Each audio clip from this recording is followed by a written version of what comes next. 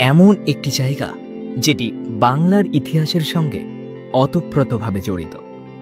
ঐতিহাসিক গুরুত্বের পাশাপাশি প্রাকৃতিক সৌন্দর্যেরও এক অপূর্ব সংমিশ্রণ হল এই মুর্শিদাবাদ জেলার মতিঝিল পার্ক।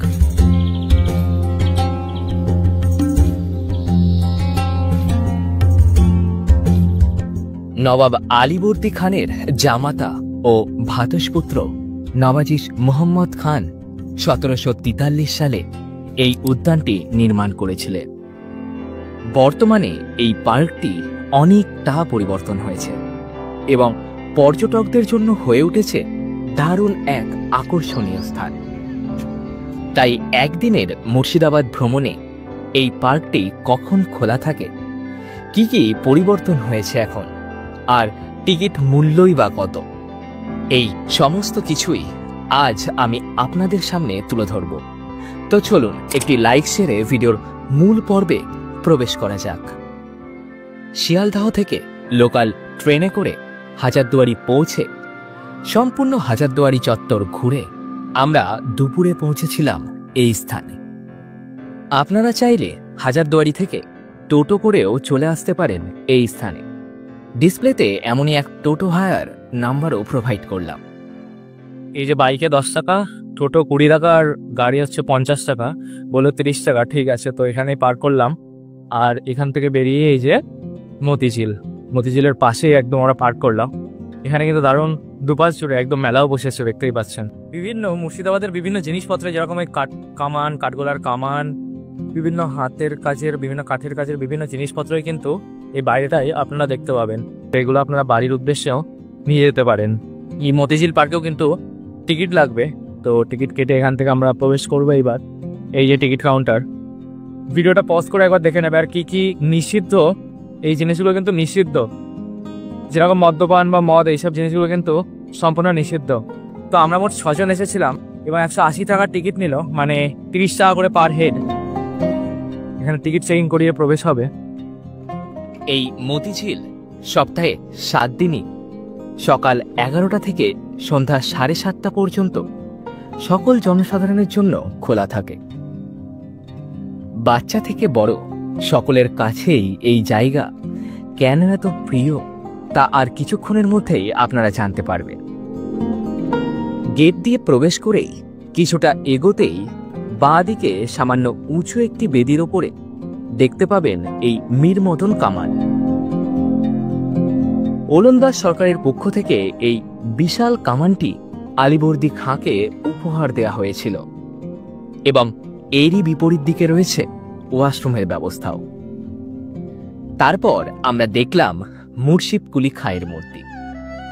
সম্রাট ঔরঙ্গজেব তাকে গভর্নর এবং বাংলার দেওয়ান হিসাবে নিযুক্ত করলে তিনি 1702 খ্রিস্টাব্দে রাজধানী ঢাকা থেকে মুকসুদাবাদে স্থানান্তরিত করেন এবং রাজধানীর নতুন নামকরণ করেন মুর্শিদাবাদ।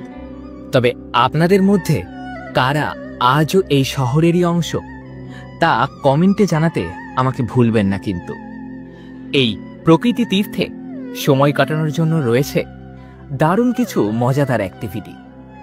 বাচ্চাদের জন্য মিকি মাউস ট্রাম্পলিন, আর বড়দের জন্য রয়েছে টয় ট্রেন কিংবা স্পিড বোট রাইড। পার্কের মধ্যেই ওয়াশরুমের পাশে এই কাউন্টার থেকে মাথাপিছু নির্ধারিত ভাড়া দিয়ে এই অ্যাক্টিভিটিগুলি আপনারা করতে পারেন।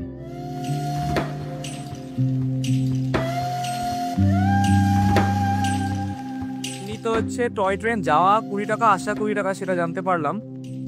আর মানে পার্কের শেষ প্রান্ত পর্যন্ত যাবে, যেতে 20 টাকা, এবং পার্ক থেকে আবার সেখান থেকে নিয়ে আসতে 20 টাকা।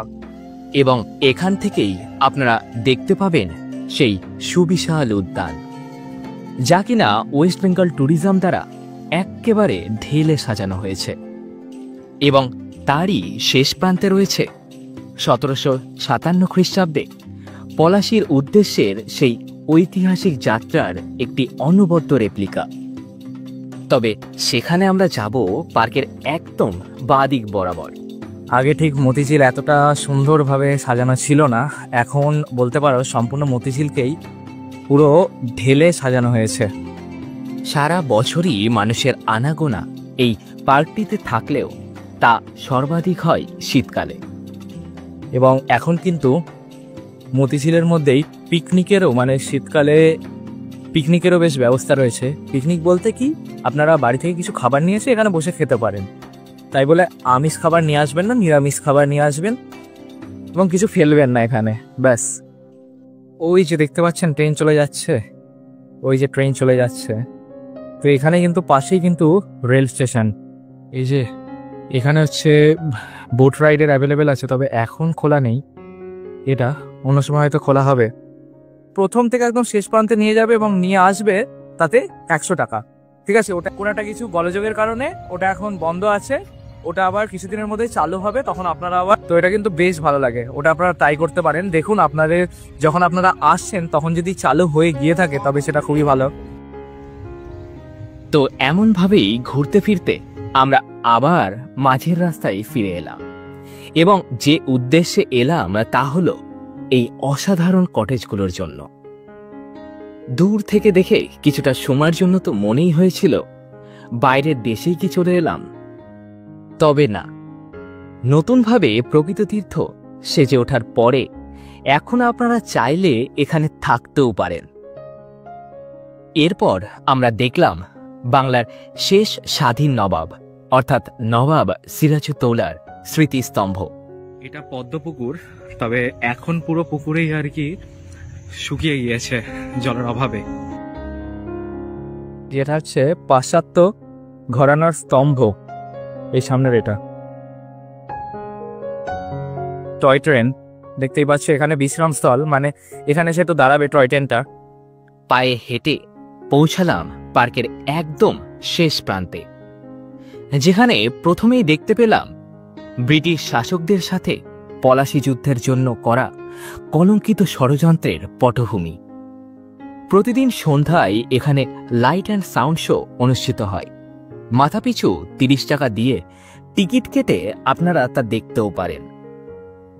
তারপর বাংলার প্রথম গভর্নর জেনারেল ওয়ারেন হেস্টিংসের মূর্তি দেখে অবশেষে দেখলাম সিরাজউদ্দৌলার সেই পলাশির উদ্দেশ্যে ঐতিহাসিক যাত্রা, মানে যে যুদ্ধে ভারতের তৎকালীন ভবিষ্যৎ সূচিত হয়েছিল, সেই যাত্রাটা এখানে এই স্ট্রাকচারগুলোর মধ্যে দিয়ে ফুটিয়ে তুলেছে খুব সুন্দরভাবে। এরপর একেবারে ডান দিকের পথ ধরে, মানে লাইট হাউসের পাশ দিয়ে আমরা চললাম মেন গেটের দিকে। বিভিন্ন রকমের গাছপালাগুলির মাঝে এই বিশ্রাম স্থানগুলি বর্ষা কিংবা রোদের সময় মাথা গোজার যে একমাত্র ঠিকানা তা বলতে কোনো দ্বিধা নেই। ছোট থেকে বড় সকলেই কিন্তু দেখতে পাচ্ছেন এই সাইকেলটা নিয়ে ঘন্টা বেসিকে ঘুরছে। আধ ঘন্টায় 50 টাকা এবং 1 ঘন্টায় 100 টাকা। যেহেতু দুপুর গড়িয়ে বিকেল নেমেছে, তাই ছোট্ট ছোট্ট খুদেরাও তাদের বাবা মায়ের হাত ধরে একের পর এক পার্কে থাকা প্রত্যেকটি অ্যাক্টিভিটিতে অংশগ্রহণ করছে।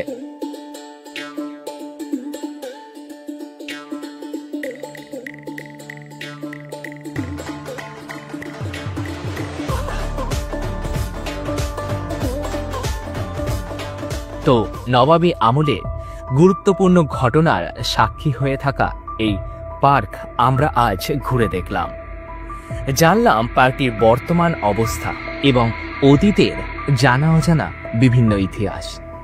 আজ তবে এখানেই ছুটি নিচ্ছি। এখন সময় বাসতেই চলেছে, দেখতেই পাচ্ছেন প্রায় 4:30। তো 5টার মধ্যেই বহরমপুর থেকে আমরা বেরিয়ে যাব, মানে এই জায়গা থেকে। মতিঝিলের মধ্যেই কিন্তু বিভিন্ন স্ন্যাক্সের খাবারের দোকান রয়েছে, তবে এখানে একটু বেশি কস্টলি যেটা দেখলাম। তবে আপনারা বাইরে থেকে অবশ্যই খেতে পারেন। এখানে তাও এগরোল 30 টাকা এবং এই চাউমিন 30 টাকা, এটা ঠিকই আছে। তো এখান থেকে আপনারা কিছু খেতে পারেন। এখানে কিন্তু দারুণ সুন্দর বসে খাওয়ার জায়গাও রয়েছে। তবে মুর্শিদাবাদের হাজারদুয়ারি বাদে অপর একটি জনপ্রিয় স্থান হল কাঠগোলার বাগান বাড়ি, যা আমার স্ক্রিনে দেওয়া এই ভিডিওতে ক্লিক করে আপনারা দেখতে পারেন। তবে আপনাদের সাথে ওখানেই দেখা হচ্ছে। টাটা।